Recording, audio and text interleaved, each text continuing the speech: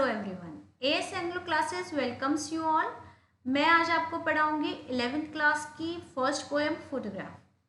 ये पोएम लिखी है शर्ली टॉलसन ने। शर्ली टॉलसन एक ब्रिटिश राइटर हैं, एक इनोवेटिव राइटर हैं और उनका जन्म 20 मई 1924 को हुआ था। यूनिवर्सिटी ऑफ लंदन से उन्होंने अपनी एजुकेशन ली और इस पोएम में उन्होंने अपनी मदर को याद किया है। मदर को याद करते हुए एक फोटोग्राफ देख रही है और ये पोएम उन्होंने लिखी है। चलिए पोएम देखते हैं। यह है शर्ली टॉलसन और देखिए, the cardboard shows me how it was when the two girl cousins went paddling.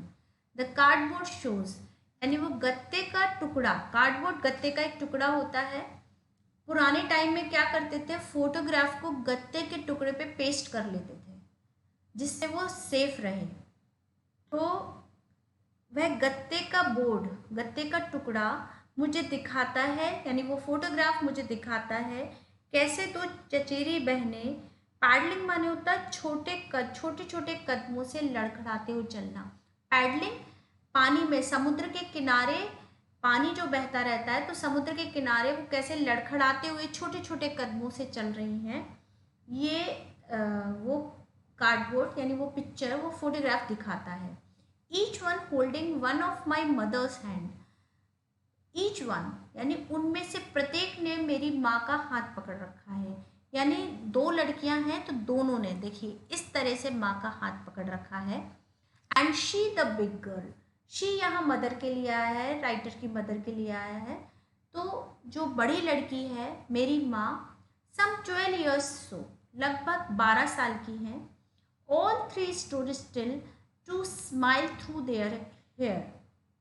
All three stood, वो तीनों खड़ी हुई हैं। स्टिल, स्टिल माने स्थिर, शांत, बिना हिले डुले खड़ी हुई हैं। To smile through their hair, अपने बालों के बीच से मुस्कुरा रही हैं। शायद वो सी बीच पर है, समुद्र तट पर है, तो वहाँ जो विंडी है, जो वेदर है वो विंडी है, हवा चल रही है, उनके बाल उड़ रहे हैं, तो वो उड़ते हुए बालों के बीच से स्माइल कर रही हैं। और क्यों स्माइल कर रही हैं? At the uncle with the camera, जो अंकल हैं वो कैमरा लिए हुए खड़े हुए हैं, उनकी फोटोग्राफ ले रहे हैं। A sweet face my mother's that was before I was born. मेरी माँ का चेहरा बहुत प्यारा था मेरे पैदा होने से पहले। अब ये उनके पैदा होने से पहले की बात है, क्योंकि उस समय लड़की की उम्र कितनी है? बड़ी लड़की की उम्र 12 साल है। And the sea, which appears to have changed less, washed their terribly transient feet.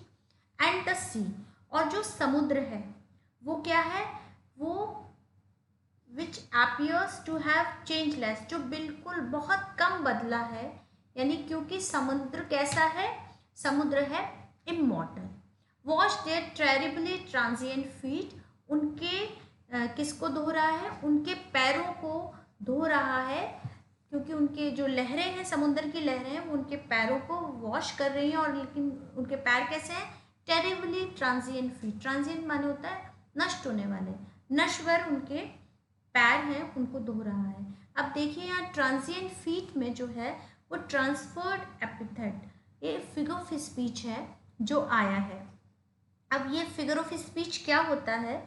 ये इसमें क्या होता है? एक एडजेक्टिव होता है जो फॉर वन नाउन, एक नाउन के लिए आए, then transfer to another noun, और दूसरे नाउन पे ट्रांसफर हो जाए तो वो ट्रांसफर्ड एपिथेट होता है। देखिए इसमें जो ह्यूमन लाइफ है वो हम सबको पता है इज नॉट परमानेंट, ह्यूमन मॉर्टल है, ह्यूमन लाइफ परमानेंट नहीं है। लेकिन एंड इट्स टेम्परेरी, ये भी हमें पता है, बट नॉट द फीट। लेकिन ये यहाँ फीट जो है, जो लाइफ है, वो ट्रांसफर हो गई है, ये नाउन ट्रांसफर हो गया है फीट पे। जैसे one noun is life and it transfer to another noun like feet, तो यहाँ पर क्या आ गया है? ट्रांसफर्ड एपिथेट आ गया है। अब देखिए आगे चलते हैं। Some 20-30 years later, she would laugh at the snapshot, see Betty and Dolly. 20-30 साल बाद जब वो फोटोग्राफ को देखती हैं तो कहती हैं बेटी और डॉली को देखो। शी वुड से, वो कहती हैं, and look how they dressed us for the beach. वो कैसे उन्होंने हमें समुद्र पर जाने के लिए, समुद्र तट पर जाने के लिए तैयार किया था। The C holiday was her past, mine is her laughter. उनके लिए सी हॉलीडे, समुद्र की छुट्टी पर जाना उनके लिए पास्ट है, वो बीता हुआ समय है, और मेरे लिए उनकी हंसी। किसकी हंसी? मदर की, माँ की हंसी मेरे लिए क्या हो गई है? पास्ट हो गई है, बीता हुआ समय हो गई है। Both rye with the labored is of laws. अब both rye with the labored is of laws, दोनों ही लेबर्ड, यहाँ लेबर्ड का मतलब है दोनों, यहाँ पर लेबर्ड और ईज दोनों ही लॉस को डिनोट कर रहे हैं। लेबर्ड में डिफिकल्ट है पोइटस के लिए, पोइटस के लिए अपनी माँ को भूलना बहुत डिफिकल्ट है, तो उसके लिए ग्रेट लॉस है। और ईज, जैसे जैसे समय बीत रहा है उसका जो टाइम है वो उसके पेन को हील कर रहा है, तो धीरे धीरे उसका जो पेन है, उसका दर्द है अपनी माँ को खोने का, वो कम हो रहा है। तो इसलिए यहाँ लेबर्ड ईज ये ऑक्सीमरोन है, और ऑक्सीमरोन जो जब दो विरोधी चीज़ों को डिनोट करता है तो ऑक्सीमरोन होता है। और इसमें क्या बता रहे हैं कि बोथ राय, राय माने होता है सैड स्माइल, मतलब दुखी मुस्कुराहट के साथ, फेक स्माइल, दुखी स्माइल के साथ वो अपने लॉस को, अपनी जो माँ को खो दिया है उसको छुपाने की कोशिश कर रही है। Now she has been dead nearly as many years as that girl lived.